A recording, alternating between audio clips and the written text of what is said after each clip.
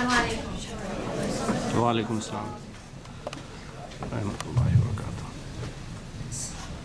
أعوذ بالله من الشيطان الرجيم. بسم الله الرحمن الرحيم. والصلاة والسلام على رسول الله وعلى آله وصحبه أجمعين.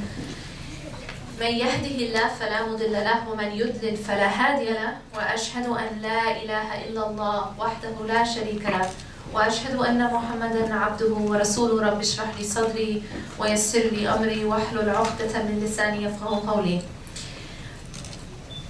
The theme of what I wanted to talk about today has to do with a journey that every single person in this room and every single person alive is on. And that is a journey to return back home. See, we all are in this place that we now exist in, but this is not where we came from. We are in a life right now called dunya. Dunya means that it is, this worldly life that we're in now. However, this is not our true home. Our true home is somewhere else. And it's from that true home that we came. It is from Allah that we came. And it is back to our true home and back to Allah that we return.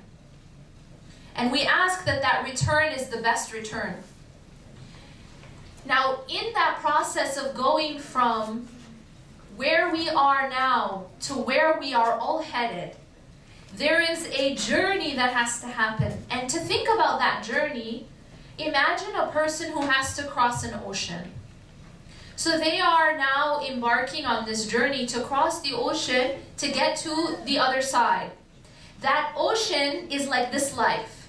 This dunya is like that ocean. How do we, if we were trying to get somewhere across the ocean, how do we do it? Obviously, we need a boat, correct?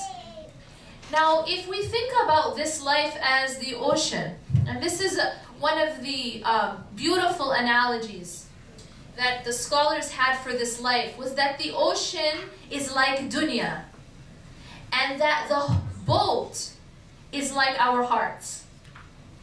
If you think about a boat in an ocean, how does that boat remain afloat? How does that boat remain intact? There is one thing that it has to do, and that is it has to ensure that the ocean does not enter it.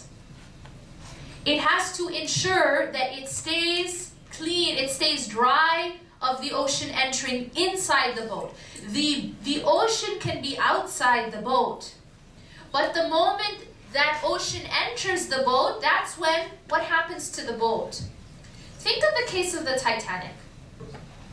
Here we have this massive ship, and it was nicknamed the unsinkable ship because of how massive and grand this ship was. But what ended up happening to the Titanic, regardless and despite its massive nature? What happened to it? Yes? Yes? It sunk. Does anyone know why it sunk? Yes? Okay, so it hit an iceberg. But what did the iceberg do? The iceberg made holes in the ship. And when those holes, and now think, it doesn't matter how small the holes are, but eventually what ended up happening is, slowly, and maybe not so slowly, the ocean entered into the Titanic. The ocean entered into the ship. And it was when the ocean entered into the ship that the ship became now at the mercy of the ocean. And now, in some theories, it talks about the fact that it actually split. And then it sunk. And all of this happened to the Titanic simply because the ocean entered. The way that a ship is designed, it's not designed for the ocean to enter inside. It is designed for the ocean to remain outside. And so long as the ocean remains outside, that ship will continue to float. So what does that have to do with our hearts? Our hearts in this analogy are exactly the same. That as long as we go through this life, this dunya, and we do not allow the dunya to enter our hearts, then our hearts can be okay. Then our hearts can survive in this journey without drowning. as long as we do not allow dunya to enter our hearts. Dunya, this life, is intended to remain outside of the heart. Dunya is intended to remain in the hand, but not in the heart. This means that the balance that we have in our deen is not, see, we don't have a deen that tells us, well, you're not allowed to have money, or you're not allowed to get married, or you're not allowed to have a job or seek a career. We're not allowed to be a student and be involved and take on positions of leadership. We are not a people, this is not a deen that tells us to remove ourselves completely from the things of dunya, because we can. We get married. The Prophet ﷺ said that marriage is part of his sunnah. He marries, he sleeps some, he wakes some. He fasted some and he broke his fast some. And so this concept of not allowing dunya to enter our hearts is not by shunning dunya, by, for example, just being a monk and going away and never getting married, etc. But rather it's actually a matter of inside, that I can have money, that I may have these things in this life, but they do not enter into the heart. Conceptually, this is the only way to pass through this ocean without drowning. The problem happens when my money does not remain in my hand, but my money enters my heart. The problem is that my leadership does not remain in my hand. The leadership that I have, the power that I have, the fame or the status or whatever it is that you have, the gifts that Allah gives you, they do not remain in the hand, but they enter the heart, and that's when they own you. There's a very beautiful saying of Ali radiallahu anh, in which he says, detachment or zuhd is not that you do not own anything, but that nothing owns you. It is not that you don't own things, but it's that things don't own you. You can own your money, but don't let your money own you. Okay? You can own your property, your house and your car, and these things that you have, but don't let those things own you. And the problem is when those things own you, it's just like what happened to the Titanic. You have this massive ship, and yet it gets drowned and sunk and broken simply because it allowed the ocean to enter. And now the ocean owned that ship. When we allow our money to enter our hearts, then that money owns us. How does it mean to allow our money to enter our hearts? This means that my greatest concern, that my greatest love, my ultimate focus becomes something in this life, dunya. For example, let's use the example of money. How do I know that my greatest concern is my money? One of the ways, if you want to really ascertain what is your greatest concern, what is it that you have allowed into your boat, right, into your heart, is just asking yourself some simple questions which have to do with simple psychology. Whatever fills my heart fills my mind. Whatever fills my heart consumes my thoughts. Therefore, if you want to know what fills your heart, what is it that has filled your boat, ask yourself what you think about all day. Ask yourself a simple question. What do I think about all day? What do I think about most? What is it that keeps me up at night thinking? What is the first thing I think about when I wake up in the morning? What is the last thing on my mind before I sleep? What occupies my mind when I'm in salah? Always thinking. What am I most anxious about? The thing about anxiety, this is Allah subhanahu wa ta'ala created the feeling of fear, the feeling of anxiety for a reason, and there are many wisdoms to this creation, this emotion. But among them is it becomes a pointer to tell me where my attachment is. If you want to find attachments, if you want to find false attachments, if you want to understand what's filling your heart, follow your anxiety to the root. Find out what's causing you anxiety. What's keeping you up at night, worrying, scared? What makes your heart pound? Just the thought of losing it. What is it in our lives that make us so anxious that we need to take medication because we need to calm down? What is that cause of our anxiety? And what you will find is that when you follow those emotions, emotions like anxiety, emotions like constant and intense disappointment over and over and over, and you look at what's the cause. Why am I always crying? Why am I always scared? Why am I always worried or angry? And you look at the cause. You will find that the cause of those things is that very aspect of dunya that you have entered, that you have allowed to enter into your heart, into your ship. And because you've allowed it to enter, it causes all these problems. It breaks and owns the ship. That's why these things break and own our hearts. When my business or my bank account or my job or my career or my status symbols become the most important thing to me, then those also become that which keeps me up at night, that which I have to take medication to just deal with my anxiety, that which causes me so much fear and anger and sadness. See, the way that Allah designs the heart, Allah subhanahu wa ta'ala designed the heart like a vessel. If you think of the heart like a cup, and it is intended to be filled with only one thing. So it's much like a gas tank. We talked about this earlier today. I was giving a seminar. If you think about a gas tank, when your gas tank, or when your car tells you that you're empty and you need gas, and you go to the gas station and you decide, okay, I need to fill up my gas tank. But you say, you know what, it's cheaper if I just get some tap water, right? It's free compared to $4 a gallon or however much.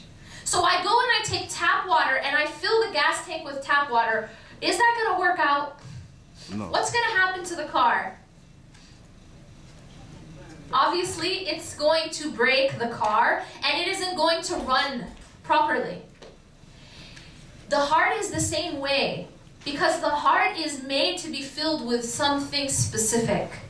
And when you fill it with money or status or your business or other people, it breaks the heart. And then the heart doesn't work properly anymore. That's why we end up having the consequences of anxiety, constant fear, constant disappointment, constant devastation, and almost emotional paralysis.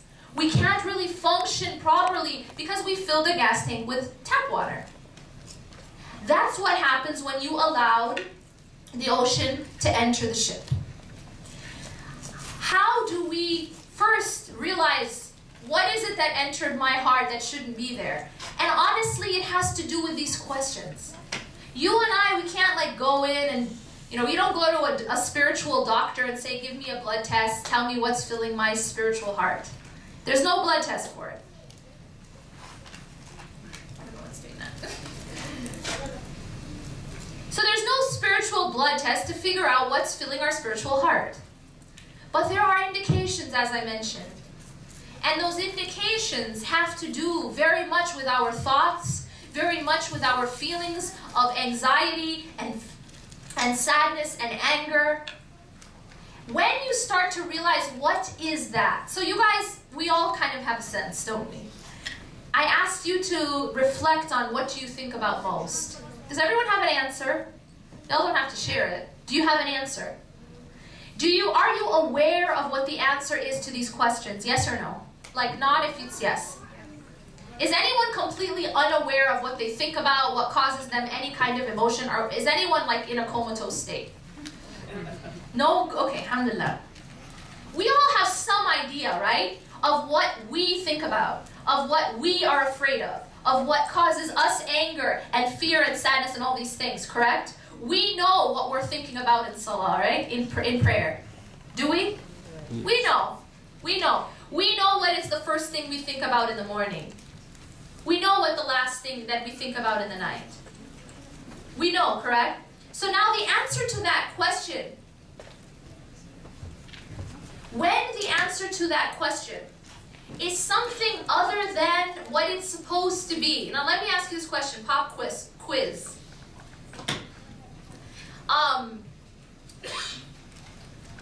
What should be on our mind most? Pop quiz, yes.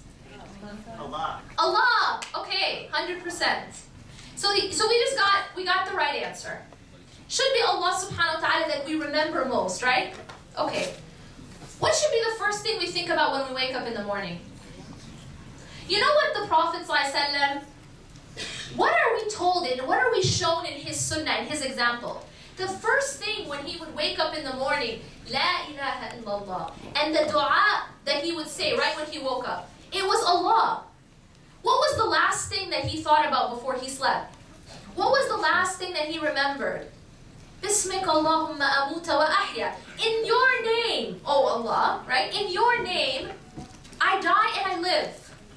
It is remembrance of Allah subhanahu wa ta'ala in the morning and in the evening. And then in between, what are we supposed to be thinking about in our salah? Another easy pop quiz, yes. Good! Wow, you guys are awesome. Okay, so we all know the answers, don't we? But when you asked yourself and I ask myself, what actually do we think about all day? What actually do we think about in salah? And what actually is the first and the last thing that we think about? The answer, typically, has nothing to do with Allah, am I right? Yes. And instead,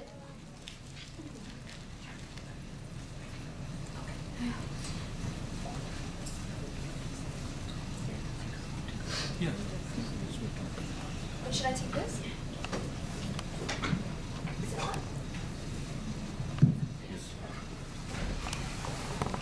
But instead of it being Allah, it is our business, our money, our spouse, our children, our family.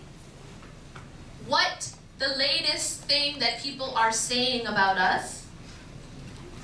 What's the latest thing that people are thinking about us? Do people respect me or do they not respect me? Am I going to get that job? Am I going to get that raise? Is he or she going to leave me?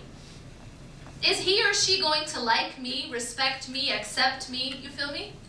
So the idea is that we have actually taken these things and we've made them so important that that's what consumes us. And the fact that it consumes our hearts, that's why it consumes our thoughts. But what we've done is we started to sort of abuse the heart.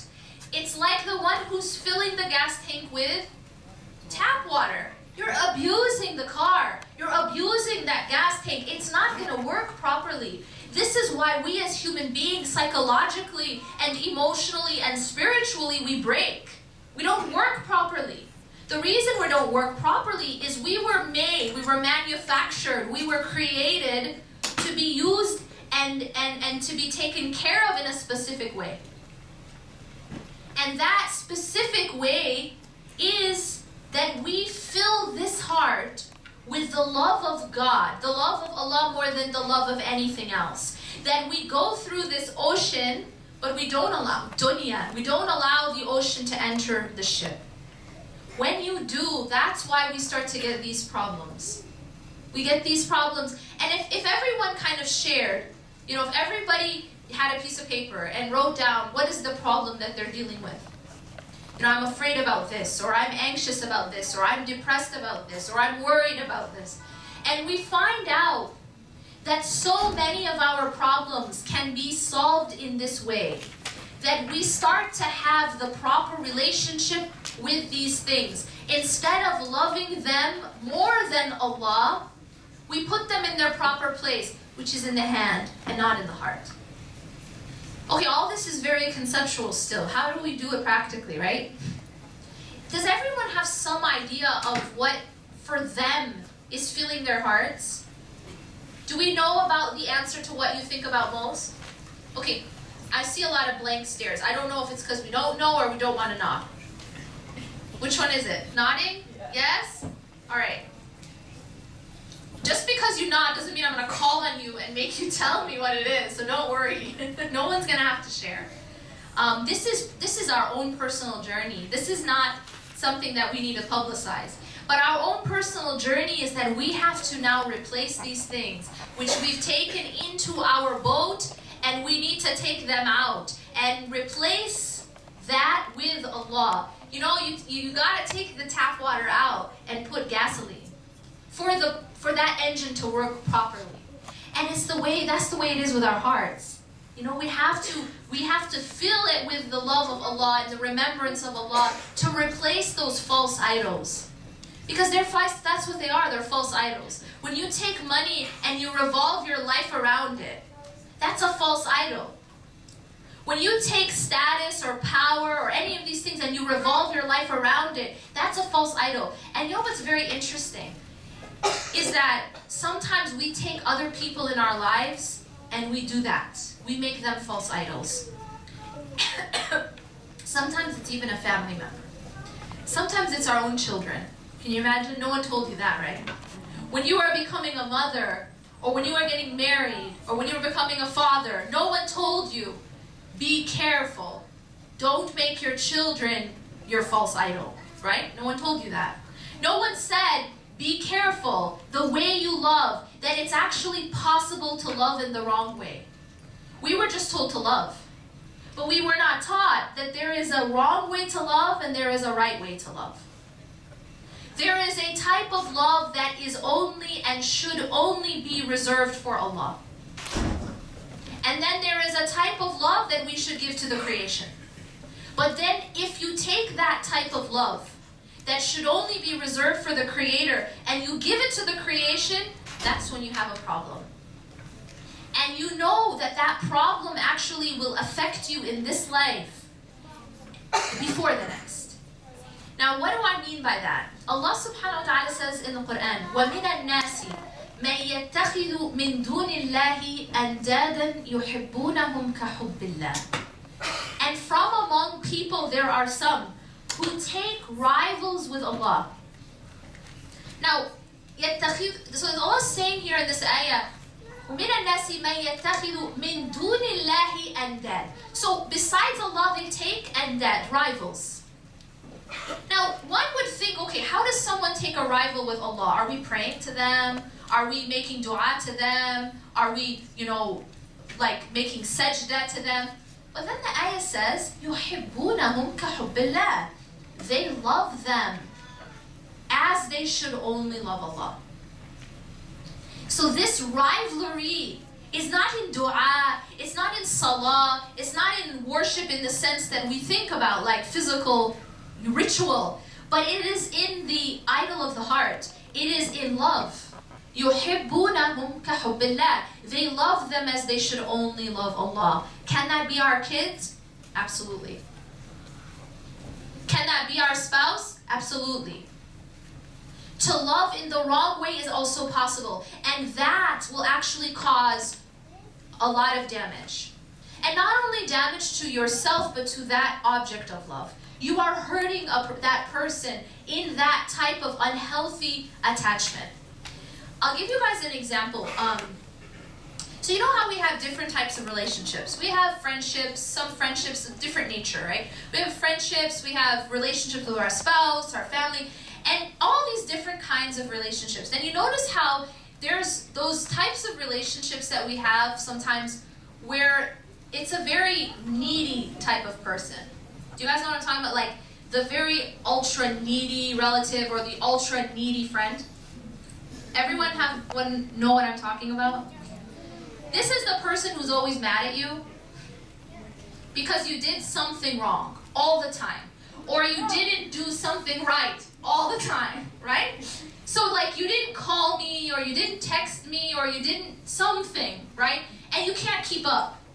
You can't even keep up with all the things you're doing wrong. And it's a constant strain, okay? The thing about this neediness is that's the sign of an attachment, where my relationship with you is not a healthy one. It's one based on dependency. Because of that dependency, it actually causes problems. It's not like it's a healthy relationship. Why is that? And is the problem only for the person? No, it's also for you. It's for both. It's for both. It creates problems because this is not the way we were intended to love the creation. This is not the way we were intended to interact with the creation. You know how we have some people who, when they have a child, and subhanAllah, our children become a big test for us as mothers and as fathers. And unknowingly, sometimes as mothers and as fathers, and it's for mothers especially, unknowingly, because especially culturally, and I will say certain cultures definitely push this more. They tell a mother or a woman that your purpose in life now is to be a mother. You know, when you first get married, then your purpose in life is to be a wife. But then you have a child, and now your purpose in life is to be a mother. And you have this idea, or rather the culture, it embeds this idea that that's your only purpose in life, right? Now, nothing else is important in your identity except for being a mother. So because of this, what do?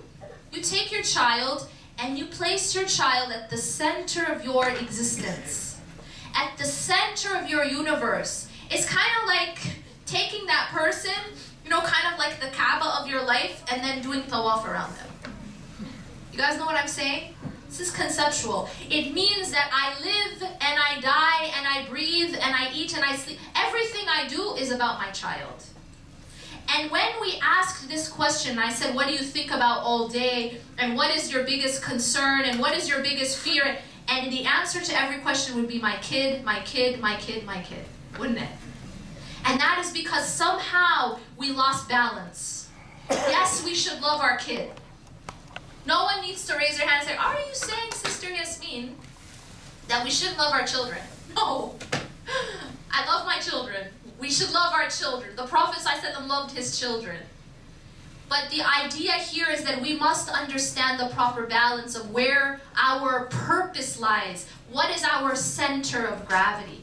If my center of gravity is anything other than Allah, I will always be imbalanced. And perhaps, this is why we start to get problems later on that come as a result of this, such as the mother-in-law problem. The problem of the conflict between the mother-in-law and the wife. Why does that happen? Why does that happen? Let's go back to the root. The root is that when that son was a baby and growing up, that mother put away everything else in her life. She put away her own everything. Her own career, her own development, her own sleep, her own everything. Even sometimes her relationship with her own husband. I mean, you hear situations where it's like the husband and wife aren't even sleeping in the same room because the mother sleeps with the kids. As if that's normal. The idea is that I took my son and he was the center of my existence for 25 years, and you think you're going to come marry him now and you're going to take my center? I'm not going to let go. You understand the problem? That's an unhealthy attachment to begin with, and so we have unhealthy consequences. That son, that child should never have been the center of your existence. You are first and foremost a slave to Allah, not a mother. Not a mother. You are a slave to Allah. And it is within that context of being a slave to Allah that you are a mother. And being a mother, as the Prophet ﷺ told us, is one of the very noble roles that we can have. But there is a difference between having a role that helps us in our ubudiyyah, in our worship, and having that be my purpose of creation.